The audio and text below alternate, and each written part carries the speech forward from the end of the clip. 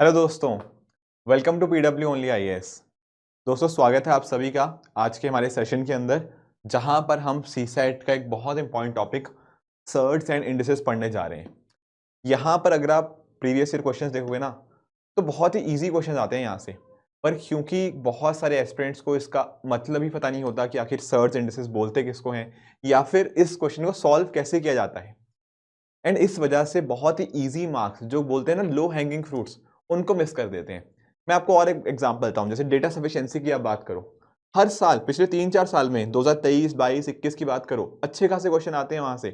पर पता ही नहीं है तरीका सॉल्व करने का, और बहुत इजी मार्क्स वहां मिस हो जाते हैं। सिलॉजिज्म के क्वेश्चन लोग छोड़ आते हैं, सर्च एंड इंडिसेस के क्वेश्चन छोड़ आते हैं, क्योंकि पता ही नहीं है तरीका।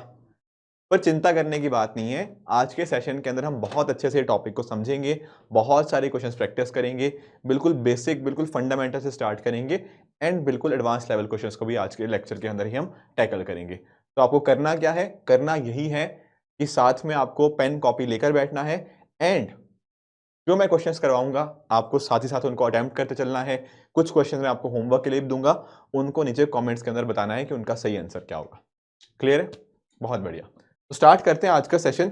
बट बिफोर दैट एक छोटी सी अनाउंसमेंट है आप सभी के लिए कि हमारी टीम की तरफ से ना रिग्रेस प्रीलिम्स प्रोग्राम यानी कि आरपीपी बैच स्टार्ट हो रहा है। सर, ये बैच कब से स्टार्ट हो रहा है? ये बैच देखो स्टार्ट होगा 8 जनवरी से। पर पहले इंपॉर्टेंट चीजें समझ लो। होगा पता क्या? यहाँ पर आप जब 8 जनवरी से ये चीज को ज्वाइन करोगे, वहां डेली बेसिस के ऊपर आपको 40 क्वेश्चंस करने होंगे जनरल स्टडीज के। और ये टाइम भी पता क्या है? सुबह 7 बजे का। सुबह 7 बजे आप क्या करोगे? रोज 40 क्वेश्चन जीएस के प्रैक्टिस करोगे, 20 क्वेश्चन आप सीसेट के प्रैक्टिस करोगे। तो इस तरह से ना आपकी एक आदत हो जाएगी डेली बेसिस के ऊपर चीजों को प्रैक्टिस करने की। और क्योंकि टेस्ट देना है तो रिवीजन भी होगा आपका साथ ही साथ। ठीक है ना? तो एक तरह से एक प्रॉपर शेड्यूल के हिसाब से आपको यहाँ पे टेस्ट दिए जा रहे हैं, ताकि आप अपनी तैयारी उस हिसाब से अलाइन कर पाओ। इसके साथ ही जब आपने टेस्ट दे दिया, उसके बाद उसकी डिस्कशन होगी, एंड 12 बजे दोपहर में आपको ऑल इंडिया रैंक टेस्ट का, आपका टेस्ट का ऑल इंडिया रैंक आपको मिल जाएगा, जहां पर आप अपने आप को असेस कर पाओगे कि बाकियों के कंपैरिजन में आप कैसा परफॉर्म कर पा रहे हो। कुछ और भी चीजें हैं, जैसे फॉर एग्जांपल आपको सी सेट मॉड्यूल का कंप्लीट एक्सेस मिल जाएगा। आपकी जो हार्ड कॉपी है प्रीलिम्स वाला उड़ान की, वो भी आपको मिलेगी। बाकी आप बहुत सारे फीचर्स यहां पर आप देख भी सकते हो। एक बहुत इंपॉर्टेंट फीचर वो ये है कि अगर आप प्रीलिम्स क्लियर करते हो, तो हमारा जो सृजन है यानी कि जो मेंस गाइडेंस प्रोग्राम है, वो बिल्कुल आपको फ्री मिलेगा। तो डेफिनेटली आप इसके अंदर एनरोल कर सकते हैं। ध्यान रखिएगा, जो कोर्स है ना, ऑनलाइन भी अवेलेबल है, ऑफलाइन भी। सर, ऑफलाइन कहां पर? सब जगह, पटेल नगर, मुखर्जी नगर, आपका लखनऊ और पटना, सब जगह ये अवेलेबल है। तो डेफिनेटली आप इसको ज्वाइन कर सकते हैं। इसका जो लिंक होगा मैं नीचे डिस्क्रिप्शन के अंदर दे दूंगा, तो प्लीज वहां पर जाइए एंड इसके अंदर एनरोल कीजिए। आई एम श्योर आपको ये बहुत हेल्प करने जा रहे हैं। चलिए स्टार्ट करते हैं फिर आज के डिस्कशन से।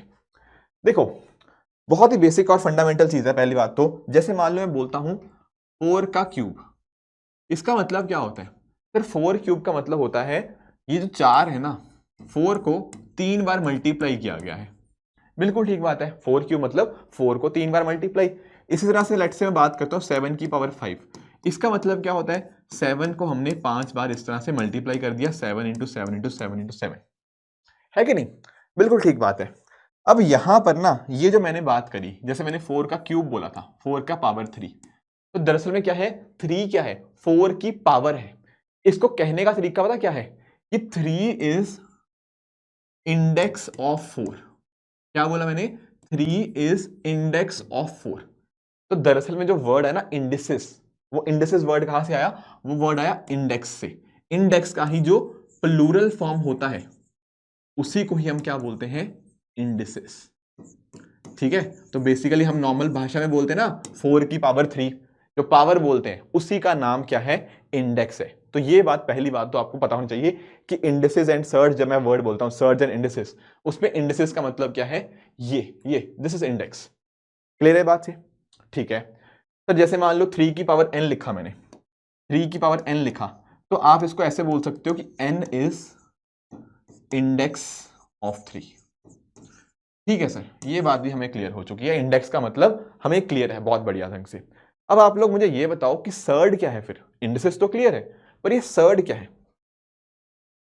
समझते हैं इसको भी, सर्ड को। जब देखो मैं बात करता हूं ना सर्ड की, तो सर्ड ना एक किसी चीज का रूट होता है जो कि इर्रेशनल नंबर देता है। क्या मतलब? जैसे फॉर एग्जांपल अगर मैं बात करता हूं लेट्स से रूट, जैसे एग्जांपल ले लो, जैसे रूट 4 की अगर बात करता हूं, अब आप लोग जानते होंगे सर रूट 4 तो होता है 2, और 2 आप जानते हो 2 क्या होता है? एक रैशनल नंबर। जिन लोगों को रैशनल इर्रेशनल नंबर नहीं ना पता, प्लीज मेरा लेक्चर देख लीजिए, नंबर सिस्टम पार्ट 1 जो था, उसके अंदर मैंने बहुत डिटेल में इसको डिस्कस किया है। ठीक है, पर अगर लेट्स से मैं रूट 3 की बात करूं, रूट 5 की बात करूं, या इस तरह से और चीजों की, तो आप नोटिस करोगे जो भी इनका वैल्यू आती है ना, वो आती है क्या? वो आती है एक इर्रेशनल नंबर। आप जानते होंगे इर्रेशनल नंबर के बारे में, मैंने वो नंबर्स बताए थे आपको जो क्या होते हैं, जो ना कभी खत्म होते हैं, यानी कि नॉन टर्मिनेटिंग, एंड ना ही वो रिपीट होते हैं। बिल्कुल फंडामेंटल क्लासेस के अंदर हम ये चीज पढ़ चुके हैं। बिल्कुल ठीक बात है सर। अब सर्ड पता किसको बोलते हैं? सर्ड ऐसे नंबर का रूट होता है, सर्ड एक ऐसा रूट होता है जो कि इर्रेशनल नंबर दे। जैसे मान लो आपने रूट 3 का निकाला, तो रूट 3 का रूट क्या आएगा? आप जानते हो सर, उसका आंसर आएगा इर्रेशनल नंबर। तो सर्ड क्या हुआ? सर्ड का मतलब यही हुआ कि सर्ड एक ऐसा रूट है जो कि इर्रेशनल नंबर देता है। जैसे आपने 3 का रूट निकाला, अगर आप 3 का रूट निकालते हो वो आता है इर्रेशनल नंबर, तो सर्ड क्या हो गया? सर्ड इसी को बोलते हैं, surd is a root of a number that gives an irrational number. जैसे 3 का, 6 का, ये सारे क्या हैं? इनका रूट निकालोगे ना तो ये इर्रेशनल नंबर आएंगे, इसी को सर्ड बोलते हैं। आप रूट 2 का जैसे आप जानते होंगे, ये आता है 1.41, ऐसे कंटिन्यूसली चलता रहता है। क्या कभी खत्म हुआ? नहीं। नॉन टर्मिनेटिंग, क्या कभी रिपीट हुआ? नहीं। नॉन टर्मिनेटिंग, नॉन रिपीटिंग, तो इसको बोलते हैं surd. Surd is a root that gives irrational number. Clear हुई बात? तो आई होप आपको ये जो सर्ड है ना और इंडिसेस है, इसका मतलब पता लग गया होगा। आपसे कोई पूछे सर रूट 4, जैसे ये एग्जांपल दिया, रूट 4, क्या 4 का जो रूट है क्या वो सर्ड हुआ? नहीं हुआ, क्योंकि जो 2 था वो रैशनल नंबर है, वो इर्रेशनल थोड़ी है। जो इर्रेशनल नंबर होता है उसको हम सर्ड बोलते हैं। ठीक है सर, यहां पर ये बातें तो क्लियर होगी कि रूट इसके अंदर, इंडिसेस के अंदर इंडिसेस क्या है और आपका सर्ड क्या है। ठीक है, एक बात आपको और ध्यान में रखनी है, वो होता है आपका, जैसे ये बात मैं कर रहा था ना, जैसे 4 की पावर 3, तो मैंने आपको 3 तो बता दिया था, 3 तो हम इंडेक्स बोलते हैं, और जो 4 होता है, ये जो 4 यहां पे ये दिख रहा है, इसको हम बेस बोल सकते हैं। ठीक है, तो कुछ टर्म्स है, बस आपको एक आइडिया होना चाहिए कि आखिर बेस किसको बोलते हैं और आपका इंडेक्स किसको बोलते हैं। ठीक है, इसी इंडेक्स को ना कई बार ऑर्डर ऑफ मैग्नीट्यूड भी बोला जाता है। क्या बोला जाता है? Order of magnitude. तो ये कुछ पॉइंटर्स थे जो आपको पता होने चाहिए। ठीक है, बिल्कुल फंडामेंटल्स थे, तो ये सर हमने पता लग गए। अब देखो ना, टेक्निकली पता क्या होता है, आपको ना कुछ इंपॉर्टेंट पावर्स याद होनी चाहिए। मैं आपको समझाता हूं मैं कहना क्या चाह रहा हूं। जैसे मान लो अगर मैं 2 की बात करूं, तो 2 की पावर 1 क्या होता है? आप बोलोगे सर 2 ही होता है। 2 का स्क्वायर क्या होता है? 4। 2 के पावर 3, यानी कि 2 को 3 बार मल्टीप्लाई किया, 8। 2 की पावर 4, 16। 2 की पावर 5, 32। 2 की पावर 6, 64। 2 की पावर 7 आपका 128। 2 की पावर 8, 256। 2 की पावर 9, 512। 2 की पावर 10, 1024। अब आप लोग सोच रहे होंगे कि सर ये नंबर हमारे सामने क्यों लिख रहे हैं? देखो, मैं नंबर ये सामने आपके इसलिए लिख रहा हूं ताकि आप इन पर्टिकुलर टर्म्स के साथ थोड़ा फेमिलियर हो जाओ। कल को जब क्वेश्चन सॉल्व करोगे ना, तो अगर आपको ये नंबर्स पता होंगे कि अच्छा सर बात कर रहे हैं 512 की, वो 2 की पावर 9 होता है, तो थोड़ी कैलकुलेशन आसान हो जाएगी। समझ पाए इस बात को? तो नंबर्स के साथ अगर फेमिलियरिटी होगी ना, तो थोड़ा सा आसानी रहेगी। सिमिलरली अगर मैं बात करता हूँ 3 की, तो 3 की कुछ पावर देख सकते हो, जैसे 3 की पावर 1 3 होता है, 3 का स्क्वायर 9, 3 का पावर क्यूब 27, 3 की पावर 4 81, 3 की पावर 5 आपका 243, 3 की पावर 6 आपका 729, 3 की पावर 7 2187। ये कुछ आइडियाज होने चाहिए। मैं ये नहीं कह रहा सारी चीजें याद कर लो, पर एक आइडिया होगा। तो मान लो आपको मैं 729 बोलता हूँ, तो कई बार आपको सॉल्व करने में आसान हो जाएगा अगर आपको पता है कि हाँ 3 की पावर 6 से 729। उसी तरह से 4 का हो गया, 4 की पावर 1 4, स्क्वायर इज 16, 64, 4 की पावर 4 256। इस तरह से कुछ टर्म्स आपको एक बेसिक आइडिया यहां पर होना चाहिए इनकी सभी की पावर्स का। ठीक है, यहां तक चीजें तो क्लियर है। अब एक चीज और समझो, जैसे मान लो मैं ना किसी चीज का स्क्वायर निकालता हूं, जैसे आप बोलो सर 5 का स्क्वायर निकाला, इसका मतलब मैंने आपको बताया था 5 स्क्वायर का मतलब है 5 × 5, यानी कि 5 को 2 बार मल्टीप्लाई कर दिया। ठीक है, आप ऐसे ही मान लो आप -5 का स्क्वायर निकाल रहे हो, तो ये क्या आएगा, ये आएगा -5 इंटू -5। ऐसे ही निकालोगे, -5 का स्क्वायर -5 इंटू -5। अब ये देखो, जैसे ही आपने -5 इंटू -5 किया ना, ये दो माइनस माइनस इंटू माइनस बन के क्या बन गया, ये बन गया इसका आंसर +25, और ऊपर वाला भी +25 ही था।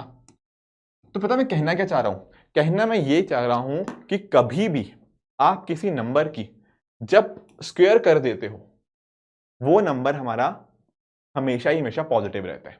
आप में से कुछ लोग बोलेंगे सर अयोटा के केस में, मैंने आपको स्टार्टिंग ऑफ द जो नंबर सिस्टम शुरुआत की थी उसमें यही बताया था कि हम इमेजिनरी नंबर्स की बात नहीं करेंगे, यहाँ रियल नंबर्स की बात होगी।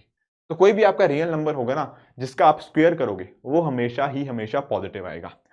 सर स्क्वायर छोड़ो, अगर मान लो आपका कोई भी नंबर है और मान लो उसकी पावर कुछ भी है जो कि एक इवन नंबर हो, तो वो भी हमेशा पॉजिटिव आएगा। आप खुद सोचो, जैसे आपने -3 की पावर 4 बोला, अब होगा क्या, -3 इंटू -3 इंटू -3 इंटू -3। तो ये देखो minus minus plus minus minus plus, ये सारा प्लस में आ गया, बिल्कुल ठीक बात है। तो आपको ये बात पता होनी चाहिए कि जब भी आप किसी भी नंबर का, चाहे वो पॉजिटिव हो चाहे वो नेगेटिव हो, उसकी पावर इवन कर दोगे ना तो आपका नंबर वो हमेशा ही हमेशा पॉजिटिव आएगा। ठीक है, ये बातें आपको पता होनी चाहिए कि इसका आखिर अर्थ क्या होता है। क्लियर, बहुत बढ़िया। एक चीज और इमेजिन करो, एक चीज आपको पता होनी चाहिए कि जैसे मान लो मैं x की बात करता हूं, x की वैल्यू है +2, तो x स्क्वायर क्या आएगा सर, x स्क्वायर आएगा +4। उसी तरह से मैं बात करता हूं x की वैल्यू -2, तो x स्क्वायर की वैल्यू क्या आएगी, आप बोलोगे सर इसकी वैल्यू भी +4 आएगी। तो अगर ना मुझे x स्क्वायर इक्वल टू 4 दे रखा है, मैं इसको x इक्वल टू सिर्फ 2 नहीं लिखूंगा, x की दो वैल्यूज आएंगी, 2 भी और -2 भी।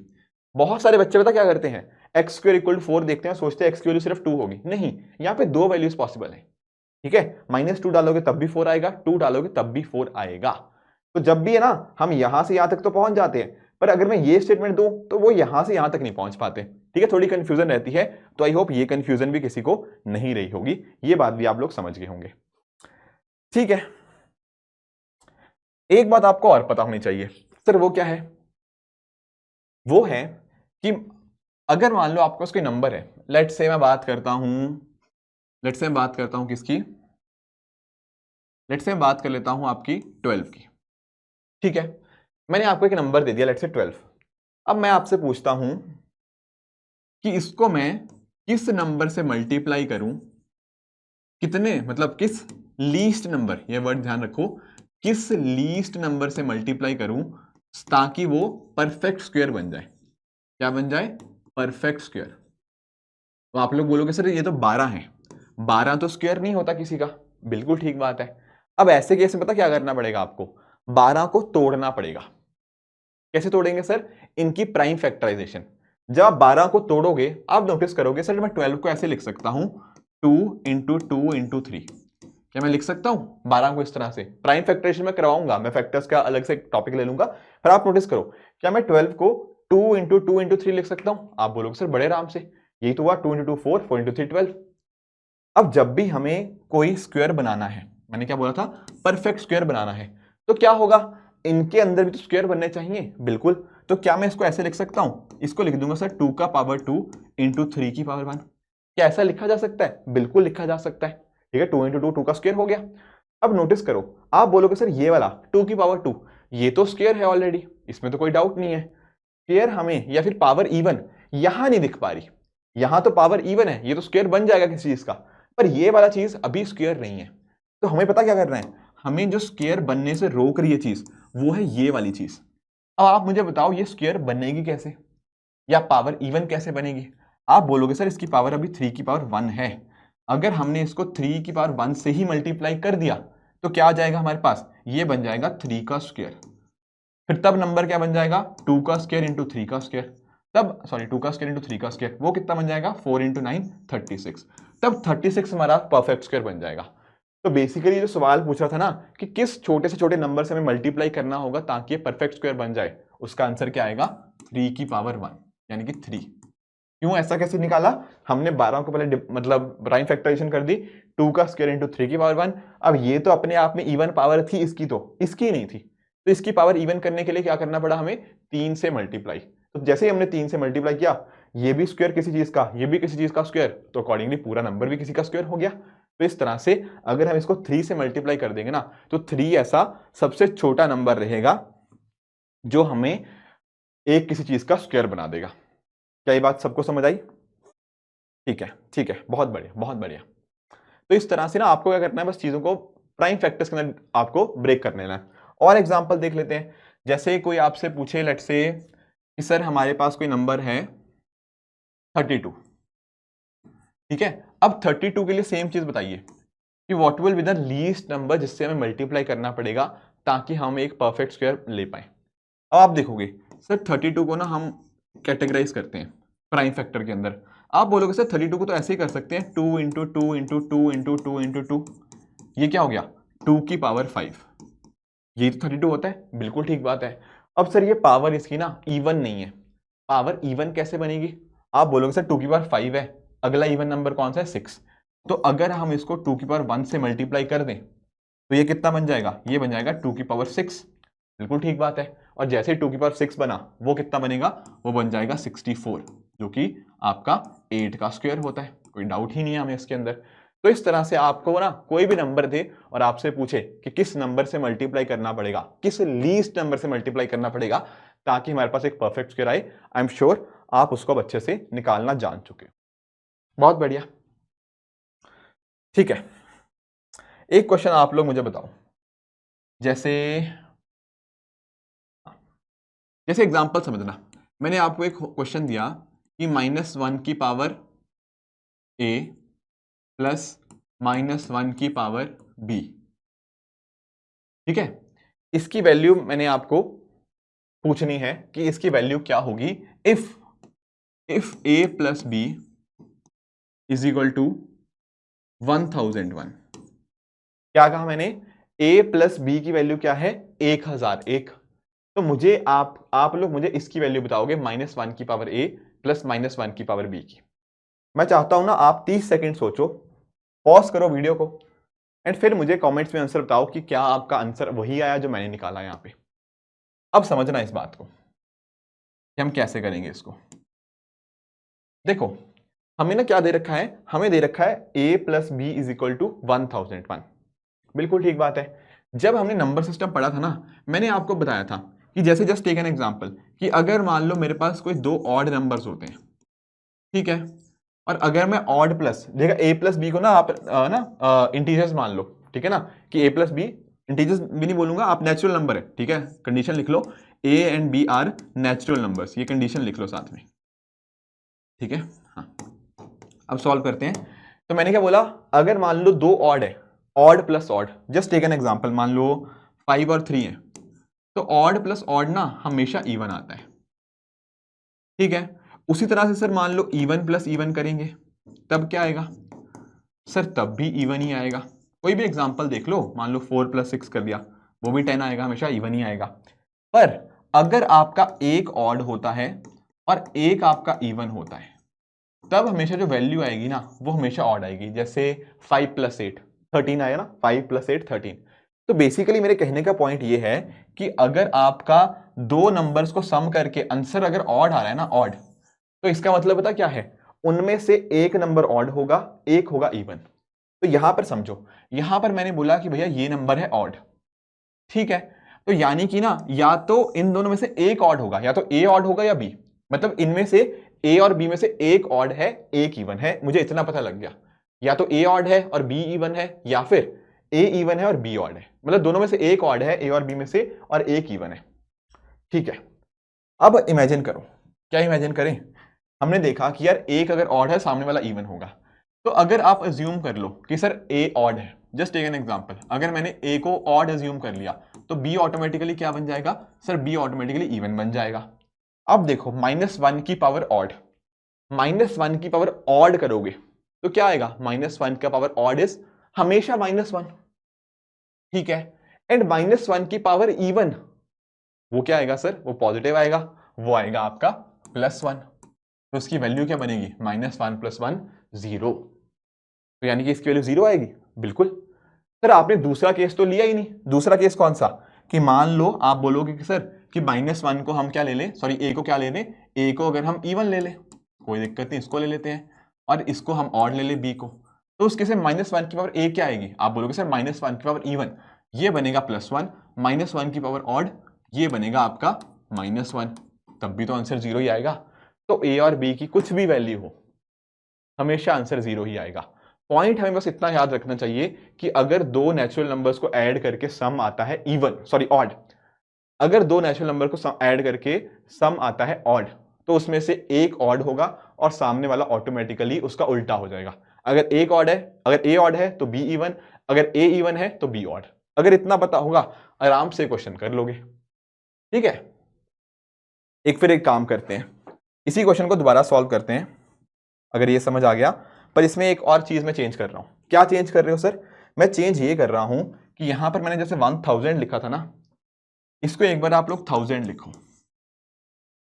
क्या कर दिया मैंने, बाकी सारी चीजें सेम रखी, बस मैंने बोला कि -1 ये जो था ना नंबर a + b = 1001, ये 1001 नहीं है, अब 1000 कर दिया। अब आप लोग मुझे बताओ कि इसका आंसर क्या आएगा, क्या लगता है, सोचो एक बार। अब आपके दिमाग में एक चीज खटकेगी, क्या खटकेगी? अब आप लोग बोलोगे सर हमारा ये 1000 क्या है, इवन है। अब इवन अगर आ सकता है तो दो तरह से हो सकता है, या तो ये दोनों के दोनों ऑड है, ऑड प्लस ऑड तब भी इवन आ जाएगा, या फिर ये दोनों के दोनों इवन है। तो हमें दोनों पॉसिबिलिटी लेनी पड़ेगी। मान लेते हैं कि दोनों ऑड है, माइनस मतलब ए भी ऑड है और आपका बी भी ऑड।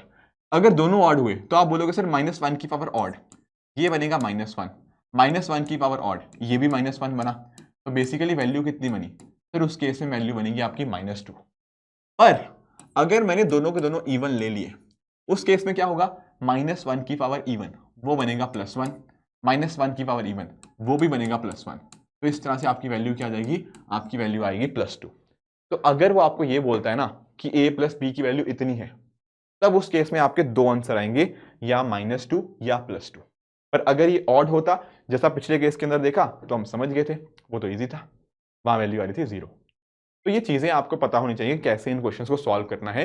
बहुत इजी क्वेश्चन है, बहुत बच्चे डर जाते हैं इसको कि सर कल को ना यहाँ पे मान लो मैंने 1 0 और डाल दिया, कोई फर्क नहीं पड़ रहा, तब भी आंसर सेम ही आएगा। बच्चे इतना बड़ा नंबर देख के डर जाते हैं, यार इतना बड़ा नंबर है ए और बी की तो बहुत सारी वैल्यूज पॉसिबल हो सकती हैं। अरे देखो तो सही पूछा क्या गया है, डरने की कोई बात नहीं है, इजी क्वेश्चन है ये, तो बहुत ही आपको आराम से इत्मीनान से आप इसको सॉल्व कर सकते हो।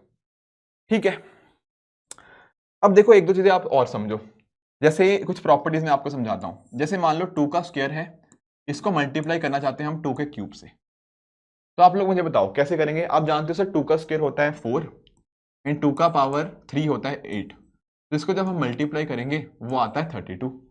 बिल्कुल ठीक बात है। अब अगर आप जानते हो ना तो 32 पता क्या होता है, 2 की पावर 5 भी होता है। बिल्कुल सही बात है। तो हमें ना एक चीज पता होनी चाहिए कि अगर मान लो 2 की पावर 2 इंटू 2 की पावर 3 करना है ना, तो जब आपका ये बेस सेम है और बीच में मल्टीप्लाई है, तब आप पता क्या कर सकते हो, 2 को ऐसे ही रहने दो, ऊपर जो पावर्स हैं वो ऐड हो जाएंगी। तो इस तरह से आप इसको प्रूव कर सकते हो। इसको जनरलाइज वे में लिखना हो तो अगर आपके पास कोई नंबर है x की पावर a इंटू x की पावर b, इसको आप लिख सकते हो x की पावर a प्लस b। ठीक है, ये चीज आपको पता होनी चाहिए कि अगर बेस सेम है ना और बीच में मल्टीप्लाई है, तब आपकी पावर्स ऐड हो जाएंगी। ठीक है सर, इसका अगर उल्टा हम बात करें कि मान लो x की पावर a है और हमें किसी नंबर से डिवाइड करना है x की पावर b से, तो यहां पर क्या करोगे, x की पावर a माइनस बी लिख सकते हो। सर फॉर एग्जांपल जैसे मान लो 2 की पावर 4 ऊपर था और 2 का स्क्वायर नीचे था, तो यहां पर आप देख पाओगे 2 की पावर 4 होता है 16, 2 का स्क्वायर होता है 4, ये आया 4, इसको आप 2 का स्क्वायर भी लिख सकते हो, यानी कि 2 की पावर 4 माइनस 2। तो यही नहीं बन गया, x की power a by x square b क्या बना, x की पावर a माइनस बी। इस तरह से डायरेक्टली लिख सकते हो। ये कुछ इंपॉर्टेंट आपको चीजें पता होनी चाहिए ताकि आप आराम से इसके रिगार्डिंग कुछ भी क्वेश्चन आप इसको सॉल्व कर पाओ। ठीक है, बहुत बढ़िया। अब एक चीज और समझो, जैसे ना कई बार नेगेटिव चीजें आ जाती हैं, नेगेटिव मतलब जैसे 2 की पावर -1 मैं आपसे पूछता हूं।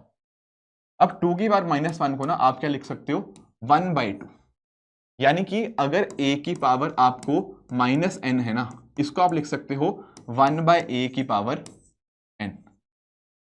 समझे, ये बात आपको अच्छे से समझ आनी चाहिए कि 2 की पावर -1 का मतलब क्या होता है, 1/2।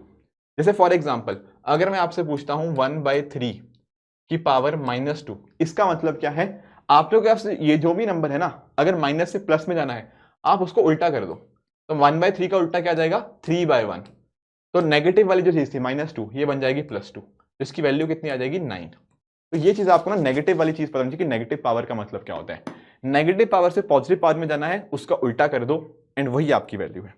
जैसे फॉर एग्जाम्पल अगर मैं बात करता हूं 1/4 की पावर -3, तो कैसे सॉल्व करेंगे, पहले आपको नेगेटिव हटाना है पावर में से, तो क्या करोगे, इसको उल्टा उल्टा करोगे तो वैल्यू क्या आएगी 4, 4 का पावर क्या लिखोगे, पावर की पावर 3, इसकी वैल्यू आ जाएगी 64। बड़े आराम से आप ऐसा कोई भी क्वेश्चन आप यहां पर सॉल्व कर सकते हो। ठीक है, ठीक है, ठीक है। अब ना कुछ क्वेश्चन सॉल्व करते हैं। जैसे मैं आपसे 3 वैल्यूज दे रहा हूं, एक है 2 की पावर 6, एक है 4 का क्यूब, एक है आपका 8 का स्क्वायर। मैं आपसे पूछ रहा हूं कि ये 3 वैल्यूज गिवन है, ए, बी और सी, इन तीनों में से आपके हिसाब से कौन सा बड़ा है कौन सा छोटा है। अब आप में से कुछ बच्चों ने पता क्या किया होगा, उन्होंने देखा होगा सर 2 की पावर 6 तो हमें पता है, ये तो 64 होता है, 4 का क्यूब भी हम जानते हैं 64, 8 का स्क्वायर भी हम जानते हैं 64, तो हमने सबकी वैल्यू निकाल ली एंड अकॉर्डिंगली हमने देखा सारे बराबर हैं, तो आंसर आएगा क्या, a equal to b equal to c. पर हर जगह ना हम ये चीज अप्लाई नहीं कर पाएंगे, कल को मान लो नंबर कुछ बड़ा दे दिया, कुछ पावर बड़ी दे दी, तो दिक्कत होगी, बिल्कुल होगी। तो कैसे करेंगे, कैसे सॉल्व। अब आपको ना कुछ तिकड़म बनानी है। सर किस तरह की तिकड़म, जैसे ये देखो 4 का क्यूब, मैंने क्या बोला 4 का क्यूब, अब 4 को मैं कैसे लिख सकता हूं, आप बोलोगे सर 4 को लिख सकते हैं हम 2 का स्क्वायर। ठीक है, मैंने देखो क्या किया, मैंने बस जो 4 था ना उसको 2 का स्क्वायर लिख दिया, और जब मैंने इसको ऐसे लिख दिया 2 का स्क्वायर का क्यूब, तो जब ऐसे पावर ब्रैकेट के बाहर ऐसे होता है ना, तो ये पावर्स मल्टीप्लाई हो जाती हैं, तो ये क्या वैल्यू बन जाएगी 2 की पावर 2 इंटू 3, जो क्या हो जाएगा 2 की पावर 6। समझे, इसको ट्राई करते हैं। जैसे 8 का स्क्वायर, 8 को क्या लिख सकता हूं मैं, आप बोलोगे सर 8 को लिखा जा सकता है 2 की पावर 3, बिल्कुल लिखा जा सकता है, तो ये वैल्यू ऐसे बन गई 2 की पावर 3 की पावर 2, इसको मतलब 3 ब्रैकेट में बाहर 2, इसको क्या लिखेंगे, दोनों मल्टीप्लाई हो जाएंगी पावर 3 इंटू 2, तो ये भी वैल्यू बन गई 2 की पावर 6। अब हुआ क्या सर, ये भी 2 की पावर 6, ये भी 2 की पावर 6 और ये भी 2 की पावर 6, तीनों वैल्यूज इक्वल आएंगी ही आएंगी। यहां पर इसका कम एप्लीकेशन है, बट एक सवाल और देखो, जैसे मान लो मैं आपसे एक सवाल दे रहा हूं कि एक है आपके पास 2 की पावर 16 और एक है आपका 16 की पावर 2, क्या लगता है दोनों में से अब बताओ कौन बड़ा है कौन छोटा। अब आप में से कुछ लोग बोलेंगे सर 2 की पावर 16 निकालना बहुत मुश्किल है हमारे लिए, कोई बात नहीं, पर आप 16 को तो जानते हो, सर हमें पता है 16 ना 2 की पावर 4 होता है, बिल्कुल होता है, तो ये वैल्यू क्या ऐसे बन जाएगी, बिल्कुल, इसको सॉल्व करोगे क्या बनेगा, ये बन जाएगा 2 की पावर 8। तो हुआ पता क्या, यहां पर ये वाला नंबर है आपके पास 2 की पावर 16 और ये नंबर है आपके पास 2 की पावर 8। अब आप बड़े आराम से बता दोगे सर ये नंबर है 2 की पावर 16, ये है 2 की पावर 8, इसकी पावर ज्यादा है, सेम नंबर है नीचे, तो अकॉर्डिंगली हमें पता है सर जब 2 की पावर 16 ही ऑब्वियसली ज्यादा आएगी। गेटिंग इट, तो इस तरह से आप क्वेश्चंस को अपने सॉल्व कर सकते हो। तो एक तो ना ये कैटेगरीज होती हैं जहां पर आप पता क्या करते हो, आप बेस सेम कर लेते हो। जब बेस सेम आ गया, जैसे यहां पर 2 आ गया, यहां पर 2 आ गया, आपने देखा अच्छा ये पॉजिटिव नंबर है, 1 से बड़ा भी है, इसकी जो भी पावर करेंगे तो ये वैल्यू ज्यादा बड़ी आएगी, ये छोटी आएगी, आपका आंसर हो गया। पर कई बार ना दिक्कत पता कहां पे आती है, दिक्कत आती है जब बेस सेम नहीं होते। मैं आपको समझाता हूं, जैसे मान लो एक नंबर है 2 की पावर 16, एक है आपके पास 3 की पावर 12, ठीक है। अब आपसे कोई बोले यार इनके बीच में बताओ ये बड़ा है या ये बड़ा है, अब यहां पर आप कंफ्यूज हो जाओगे, क्यों सर, क्योंकि अब यहां पर 3 को आप 2 की टर्म्स में लिखना तो बहुत मुश्किल है, अपने आप में बहुत मुश्किल है, बिल्कुल ठीक बात है। अब पता क्या करना है आपको, आपको ना इनकी पावर्स देखनी है, ऐसे केस के अंदर क्या देखनी है सर, पावर्स। आप देखो पावर पावर क्या है इसकी 16, इसकी पावर है 12, ठीक है। आपको ना इसका सबसे बड़ा फैक्टर देखना है कि कौन सा ऐसा नंबर है जो 16 को भी डिवाइड कर दे, 12 को भी, हाईएस्ट कॉमन फैक्टर, जिसको हमने लास्ट लेक्चर के अंदर भी पढ़ा था एचसीएफ के बारे में। आप देखोगे यार कि जब मैं बात करता हूं ना 4 की, तो 4 आपका 16 को भी डिवाइड कर देगा, 4 आपका 12 को भी डिवाइड कर देगा, तो इसका एचसीएफ दरअसल में ना इसकी पावर का एचसीएफ कितना है, इसकी पावर्स का एचसीएफ है आपका 4। तो आप ना इसको पता क्या लिख सकते हो, क्या लिख सकते हैं सर,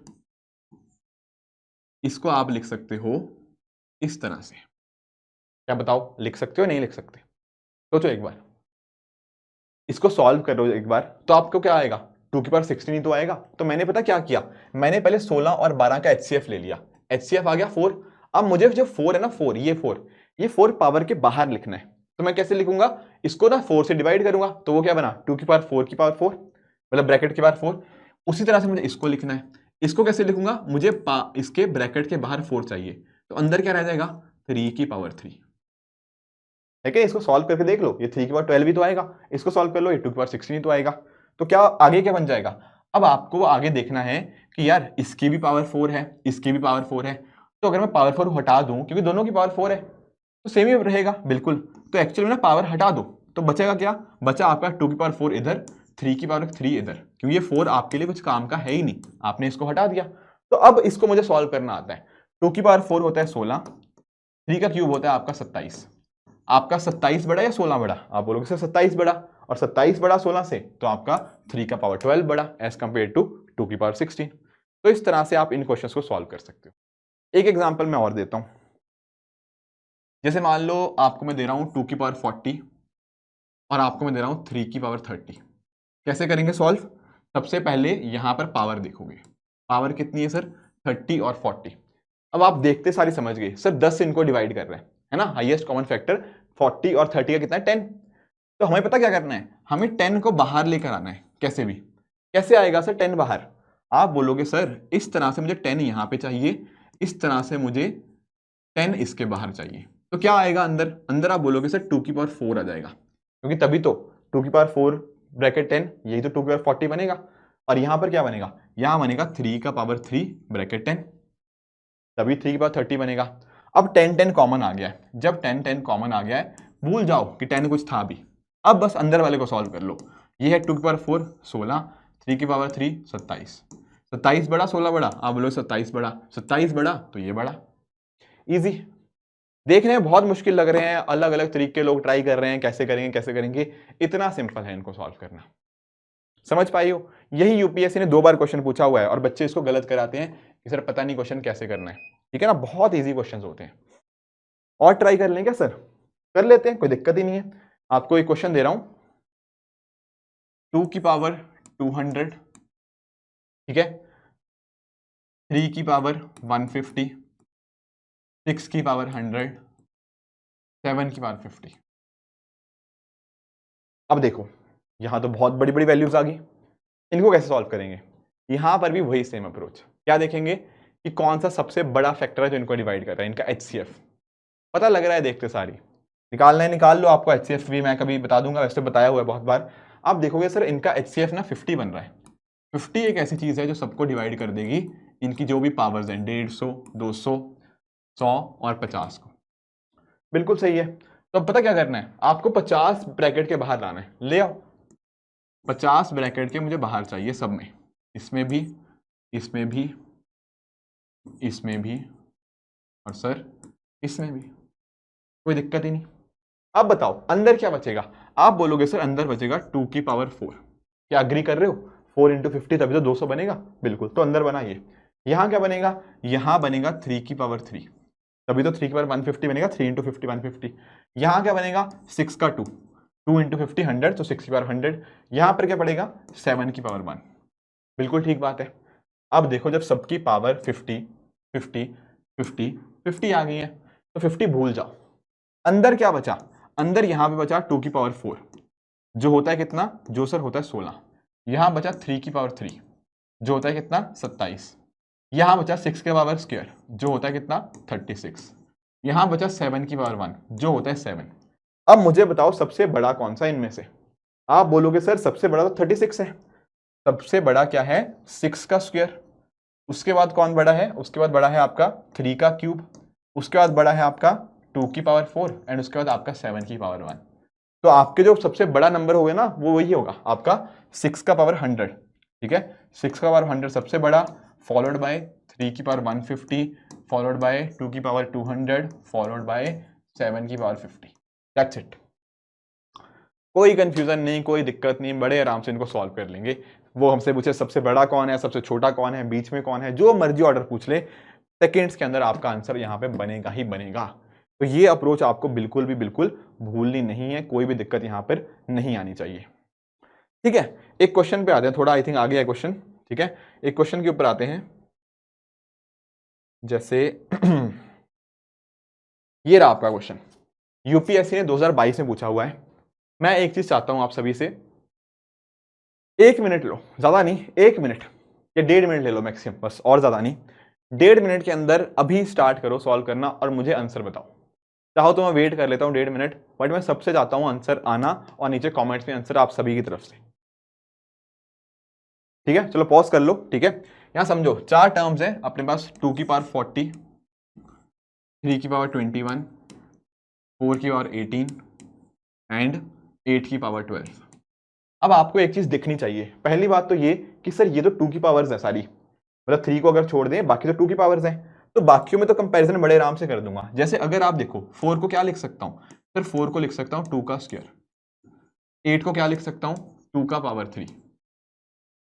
तो यहां पर ये वैल्यू क्या बनेगी सर, ये वैल्यू बन जाएगी, ये मल्टीप्लाई हो जाएगा, ये बनी 2 की पावर 36, ये कितनी बनी सर, ये भी 2 की पावर 36, और ये वैल्यू कितनी है, ये तो 2 की पावर 40 है।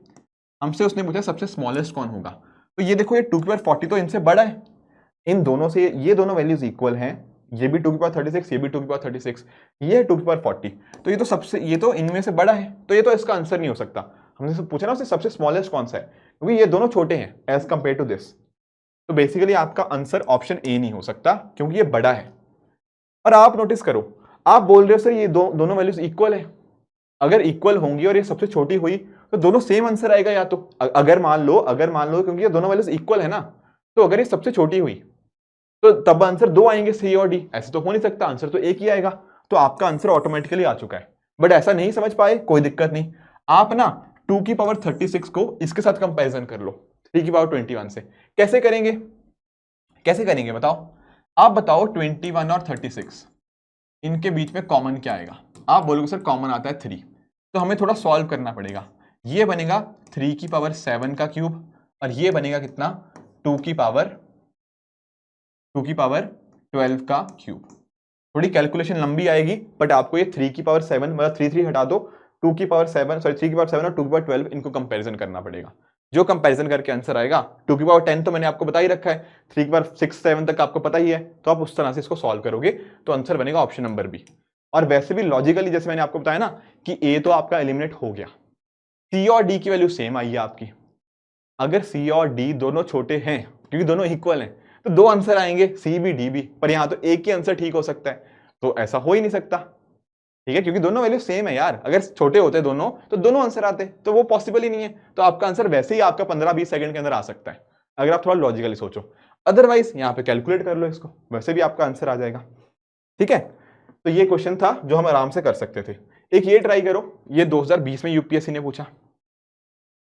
यहां पर क्या करेंगे सर, यहां पर भी देखो सिंपल है, कैसे, ये क्या है 1/2 की पावर -6।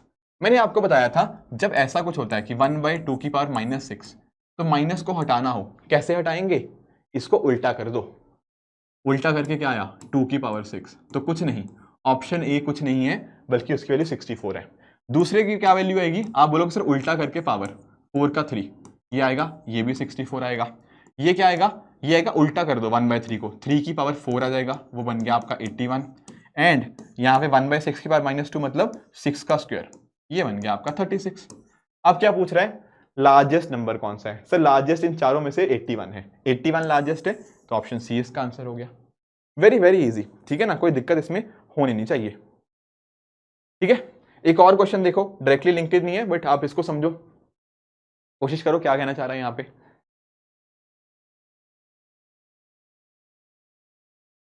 यहां कह रहा है कि वैभव के पास ना 193 स्टूडेंट्स थे और उसको इसने एक सॉलिड स्क्वायर के अंदर अरेंज कर दिया। कैसे, सॉलिड स्क्वायर। अब आप जानते हो यार स्क्वायर का मतलब क्या होता है कि जितने यहां पर है इस डायरेक्शन में उतनी ही लेंथ इस डायरेक्शन में, तभी तो स्क्वायर बनेगा, तभी तो ऐसे ही तो स्क्वायर बनता है जब चारों की चारों, मतलब ये तो रेक्टेंगल टाइप्स हो गया, कहने का मेरा मतलब है कि जब इस तरह से सारी साइड्स इक्वल होती हैं तभी तो यहाँ पे स्क्वायर बनता है। बिल्कुल ठीक बात है। अब वैभव के ना 193 स्टूडेंट्स थे, उसने सबको ऐसे स्क्वायर के अंदर अरेंज करने की कोशिश करी, तब भी उसके पास 24 बच्चे बच गए। ठीक है, तो आप एक बात समझो, जब भी हम स्क्वायर की बात करेंगे तो अगर x स्टूडेंट इस साइड में है तो x ऐसे होंगे, बिल्कुल ठीक बात है। तो टोटल स्टूडेंट्स कितने होंगे? आप बोलोगे सर x स्क्वायर, ठीक है ना। अगर x नंबर ऑफ रोज है तो x नंबर ऑफ कॉलम्स होंगे, तभी तो वो स्क्वायर हो पाएगा, बिल्कुल। तो टोटल स्टूडेंट्स कितने हुए? x square. पर उसने एक बात हमें बोली, क्या बोला? कि 24 बच्चे बच गए। तो अगर मैं 24 बच्चों को ऐड कर दूंगा तो कितने आ जाएंगे? ये आ जाएंगे मेरे टोटल नंबर ऑफ बच्चे, ठीक है ना। एक्स स्क्वायर जो बच्चे अरेंज हो गए सॉलिड स्क्वायर के अंदर, जो बच गए, इन दोनों को ऐड करेंगे, that is total number of students. तो एक्स स्क्वायर की यहां से वैल्यू क्या आएगी? आप बोलो सर एक्स स्क्वायर की वैल्यू आ जाएगी 169, माइनस कर दो उसको, तो एक्स की वैल्यू क्या आ जाएगी? एक्स की वैल्यू आ जाएगी +-13। पर आप खुद बताओ, क्या -13 पॉसिबल है? नहीं, -13 थोड़ी हो सकता है, बच्चे तो पॉजिटिव ही होंगे, तो एक्स की वैल्यू यहां से 13 ही निकल के आएगी। हमसे उसने पूछा क्या है? हमसे उसने पूछा है कि number of students in the front, front के अंदर कितने हैं? अरे वो एक्स ही तो है, तो कितना आंसर आएगा? Option number C, 13। बहुत इजी क्वेश्चन है ये, बट कहीं ना कई बार हमें स्टेटमेंट ही समझ नहीं आती, वहां दिक्कत कर जाते हैं। अदरवाइज क्वेश्चन ही उतना मुश्किल है नहीं। एक क्वेश्चन और ट्राई करो ऐसा ही, ये यूपीएससी ने 2013 में पूछा था, तो प्लीज एक बार इसको भी ट्राई कीजिए।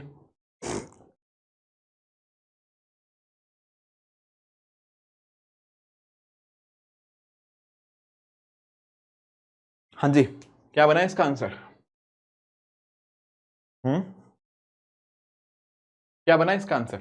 कह रहा है एक गार्डनर के पास 1000 प्लांट्स हैं, ठीक है। वो इनको इस तरह से प्लांट करना चाहता है ताकि जो नंबर ऑफ रोज हो और आपके जो नंबर ऑफ कॉलम्स हो वो कहीं ना कहीं सेम रहे। तो कितने और उसको मिनिमम नंबर ऑफ प्लांट्स और प्लांट करने पड़ेंगे? समझो वो क्या कह रहा है। जैसे पिछले केस में पढ़ा था ना, वैभव वाला एग्जांपल जो पढ़ा था, वहां हमने देखा था कि वहां पर भी नंबर ऑफ रोज और नंबर ऑफ कॉलम सेम रहे थे। यहां पर भी वो सेम चीज करने की कोशिश कर रहे हैं, ठीक है। पर उसके पास वो पूछ रहा है कि और कितने उसको प्लांट लाने पड़ेंगे ताकि ये चीज पर्पस फुलफिल हो पाए। अब यहां पर ना आपको हिट एंड ट्रायल करना पड़ेगा। वो क्यों सर? अरे तभी तो पता लग पाएगा कि 1000 से ज्यादा कितने प्लांट्स चाहिए। मैं आपको एग्जांपल समझाता हूं। मान लो आप देखो, आप कोई ऐसा स्क्वायर मुझे बताओ, ऐसे नंबर का स्क्वायर बताओ जो 1000 के आसपास आए। आप बोलोगे सर 30 का स्क्वायर मुझे पता है, 30 का स्क्वायर आप जानते हो सर 900 के आसपास आएगा। पर हमें थोड़ा और आगे चलना है। आप फिर इसके का बात करो, 30 के बाद क्या चेक करेंगे सर? 31 चेक करेंगे। 31 का स्क्वायर कितना आएगा? 31 का स्क्वायर आता है आपका 961। तो क्या यहां पर रुक जाए? नहीं, उसको और चाहिए, तो 1000 के जस्ट अगले वाला चाहिए। अब जब 31 के बाद आप 32 देखोगे ना, आप देखोगे 32 का स्क्वायर कितना आता है? ये आता है 1024। अब बात बनी, अब एक ऐसा स्क्वायर है जो 1000 के जस्ट बाद है, जस्ट बिल्कुल बाद।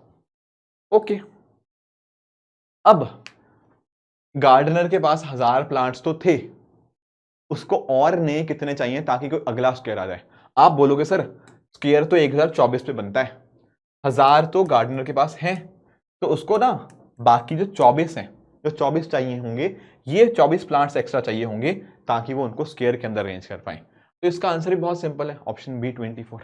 बच्चे हमें डर जाते हैं कि पता नहीं क्या पूछ लिया। क्वेश्चन बहुत सिंपल था ये, क्लियर। एक आधी चीज मैं आपको और बताना चाहता हूं यहां पर, जो होता है हमारे रैशनलाइजेशन के साथ लिंक। किसके साथ? रैशनलाइजेशन। एक्चुअल में पता क्या होता है, जैसे मान लो कोई भी एक टर्म है, क्या है? मान लो कोई भी एक टर्म है, जैसे आपको सिंपली मैंने 1/2 + √3 बोल दिया, और मैंने आपको बोला इसको रैशनलाइज कीजिए। तो इसको पता क्या करते हैं रैशनलाइज करने के लिए? ये जैसे लिखा ना 2 + √3, इसका जो उल्टा होगा, मतलब ये प्लस की जगह आप माइनस कर दो, 2 - √3, इसी से मल्टीप्लाई, इसी से डिवाइड। क्या किया मैंने? ये नंबर था 2 + √3, इसी के साथ मतलब इसका साइन चेंज कर दो, बीच वाला साइन चेंज कर दो, तो 2 - √3 बना, उसी से मल्टीप्लाई, उसी से डिवाइड। ऐसा करने से क्या हुआ? क्या कोई फर्क पड़ा? नहीं, क्योंकि ये तो वैल्यू क्या है, ये तो दोनों सेम है, न्यूमरेटर में भी सेम से मल्टीप्लाई, डिनोमिनेटर भी, तो वैल्यू तो चेंज हुई नहीं। पर ये रैशनलाइज जरूर हो गया। वो कैसे? न्यूमरेटर देखो बन गया 1 × 2 - √3, जो बना 2 - √3। डिनोमिनेटर क्या बनेगा? आप नोटिस करो, आप बोलोगे सर ये रहा a, ये है +b, और ये क्या है? ये है a - b। अब आप लोग जानते हो क्या?